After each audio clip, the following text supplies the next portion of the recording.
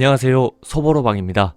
오늘 소보로방에서 보여드릴 작품은 모험 소설로 유명한 작가 줄 베른의 80일간의 세계일주입니다. 한번 손에 쥐면 놓기 어려운 흥미진진한 모험 소설 줄 베른의 80일간의 세계일주 지금 보여드리겠습니다. 영국 런던에 살고 있는 필리어스 포그 씨는 런던의 개혁클럽에서 가장 독특하고 눈에 띄는 사람이었습니다. 그는 잘생긴 외모의 부자로 영국 은행에 무한한 신뢰를 받고 있는 사람이었습니다만 지나치게 규칙적으로 생활하는 수수께끼 같은 인물이기도 했죠. 어느 날 그는 새로운 하인 장 파스파르투를 고용했습니다. 그는 프랑스인으로 규칙적이고 정적인 생활을 하고 싶어 그를 찾아온 것이죠. 포그 씨는 그에게 매일매일 해야 하는 계획서를 줬고 파스파르투는 자신과 딱 맞는 직업을 구했다며 기뻐했습니다. 포그 씨가 개혁클럽에서 카드게임을 하고 있을 때 개혁클럽의 사람들은 은행에서 천문학적인 금액의 돈을 훔친 도둑에 관한 이야기를 했습니다. 그러면서 세상이 넓어 도둑을 잡을 수가 없을 거라 말했죠. 그런데 카드게임을 하고 있던 포그 씨는 예전에는 그랬지만 이제는 80일 만에 세계일주가 가능한 만큼 세상이 작아졌다 말했죠. 사람들은 날씨도 좋고 교통수단이 원활하게 움직일 때나 가능한 일이라며 반박했지만 포그 씨는 날씨가 나쁘거나 교통수단이 원활하지 않은 것들을 모두 감안해서라도 80일이면 세계일주가 가능하다고 말했습니다. 사람들은 그 말을 믿지 못한다며 80일 만에 세계일주를 못하는 것에 돈을 걸었고 포그 씨는 80일 만에 세계일주가 가능하다는 것에 더 큰 돈을 걸었습니다. 그리고 당장 저녁 8시 45분에 도보행 기차를 타겠다며 그날로부터 80일 이후인 12월 21일 토요일 밤 8시 45분까지 지구를 돌고 개혁클럽에 오겠다 말했죠. 포그 씨는 집으로 가 파스파르투에게 세계일주를 위해 짐을 챙기라 했고 파스파르투는 여행 준비를 하며 기겁을 했습니다. 평온하고 정적인 삶을 원했지만 뜬금없이 80일 동안 세계를 떠돌아다녀야 했기 때문이죠. 간단한 옷가지와 돈가방을 챙기고 둘은 도보항으로 출발했습니다. 한편 영국 경찰들은 영국 은행에 도둑을 잡기 위해 각 항구로 경찰들을 보냈습니다. 포그 씨와 파스파르투가 지나갈 수에즈 운하에도 픽스라는 형사가 여행자들을 주의 깊게 보고 있었죠. 도둑을 잡게 되면 특별수당을 받을 수 있었기 때문에 픽스는 매우 의욕이 넘쳤고 형사의 직감으로 범인을 잡으려 했습니다. 포그 씨와 파스파르투는 유럽 대륙을 통해 지중해까지 간 뒤 지중해에서 배를 타고 수에즈로 향했습니다. 그들은 수에즈 운하에서 픽스를 만났죠.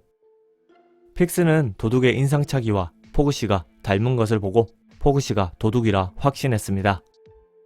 픽스 형사는 영장을 요청할 터이니 영사관에게 포그 씨를 붙잡아 두라 요청했지만 영사관은 자신에게 그럴 권리가 없다며 포그 씨를 보내줬습니다.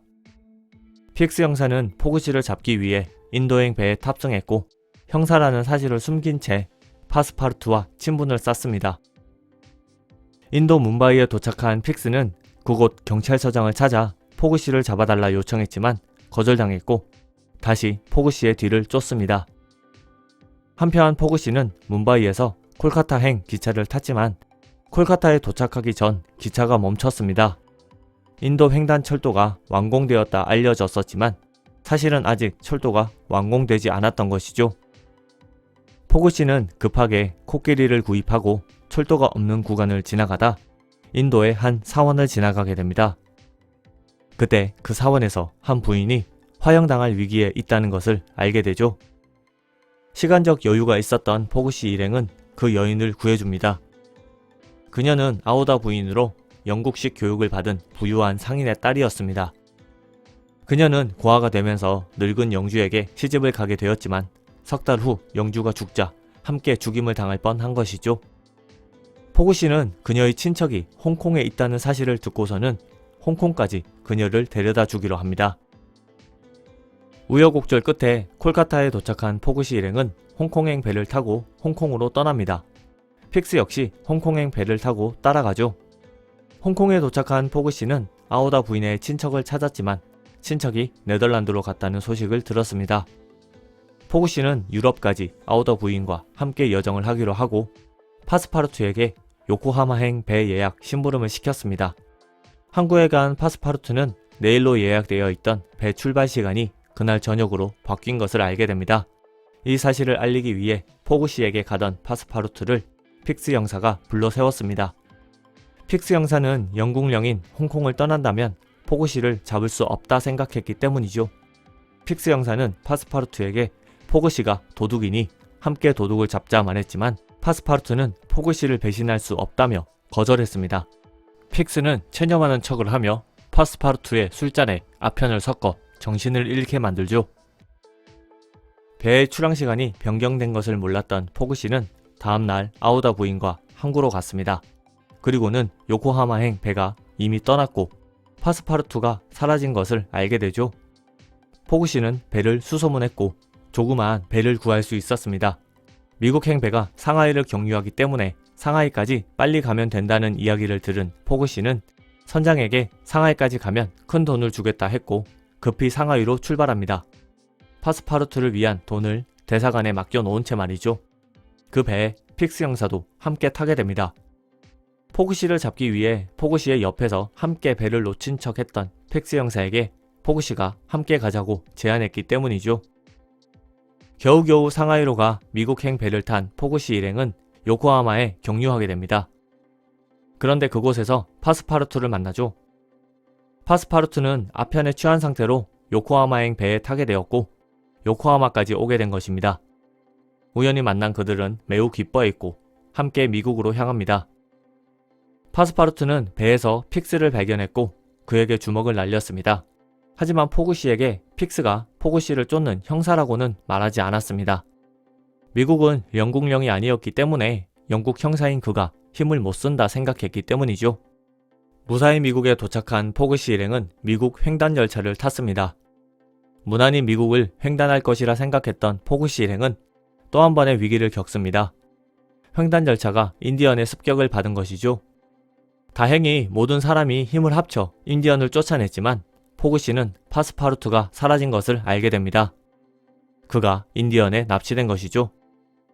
열차는 출발해야 하는 상황이었기 때문에 포그 씨는 파스파르투를 구하게 된다면 내기에서 이기기 어려울 것이라는 걸 알았습니다. 하지만 위험에 빠진 하인을 두고 갈 수 없다 생각한 포그 씨는 열차를 보내고 파스파르투를 찾으러 가죠. 다행히 파스파르투는 무사히 구출되었습니다. 하지만 다음날까지 열차를 기다려야만 하는 상황이었죠. 더 이상 시간을 지체할 수 없었던 상황에서 포그 씨는 돛을 달아 개조한 썰매를 구해 빙판을 달려 다음 열차역까지 가게 되고 그곳에서 기차를 타고 뉴욕으로 향했지만 45분 차이로 영국으로 가는 배를 놓쳐버리죠. 포그 씨는 항구를 돌아다니며 빠른 배를 찾다 스피디 선장의 배를 발견했습니다. 스피디 선장은 프랑스로 가야 한다며 영국으로 가자고 제안한 포그 씨의 말을 거절했고 고집을 꺾지 않았습니다. 포그 씨는 결국 돈을 내고 프랑스행 배를 태워달라 말했습니다. 그런데 배가 출항한 뒤 스피디는 감금되었고 포그 씨가 배를 아일랜드로 이끌었습니다. 포그 씨가 돈으로 승무원들을 매수한 것이었죠. 초고속으로 배를 운항해 겨우 아일랜드에 도착한 포그 씨 일행은 기차와 배를 번갈아 타며 리버풀에 도착했습니다. 포그 씨의 수첩에 적힌 그날의 날짜는 12월 21일 토요일 오후 2시였습니다. 그런데 그때 픽스 형사가 포그 씨를 체포했습니다. 파스파르투는 미리 포그 씨에게 픽스에 대한 이야기를 하지 않은 것을 후회했고 자신 때문에 내기에서 질 것이라 생각했습니다. 얼마 뒤 픽스 형사가 포그 씨를 풀어줬습니다. 그들이 미국을 횡단 중일 때 진범이 잡혀버린 것이죠. 포그 씨 일행은 길을 쓰고 런던으로 향했지만 런던에 도착한 시간은 저녁 8시 50분이었습니다. 포그 씨와 파스파르투, 아우다 부인은 우선 포그 씨의 집으로 갔습니다. 다음날 포그 씨는 매우 우울했습니다. 내기에 진 것을 포함해 빈털터리가 될 것이었기 때문이죠. 아우다 부인은 이런 포그 씨를 위로하며 포그 씨에게 청혼을 합니다. 자신을 구해주기도 했고 여행을 하면서 포그 씨의 인간성에 대해 호감을 느꼈기 때문입니다. 포그 씨는 이에 승낙을 했고 파스파르투는 결혼식 장소를 알아보러 가다 목사에게서 그날이 토요일이라는 말을 듣게 됩니다. 포그 씨 일행은 동쪽으로 경로를 설정했기 때문에 그들이 동쪽으로 갈수록 시간이 단축된 셈이 된 것이죠. 파스파르투는 자신들이 12월 20일 금요일에 도착했고 오늘이 약속한 그날이라는 걸 깨닫고 포그씨에게 뛰어갔습니다. 한편 개혁클럽에서는 사람들이 모여 포그씨를 기다렸습니다.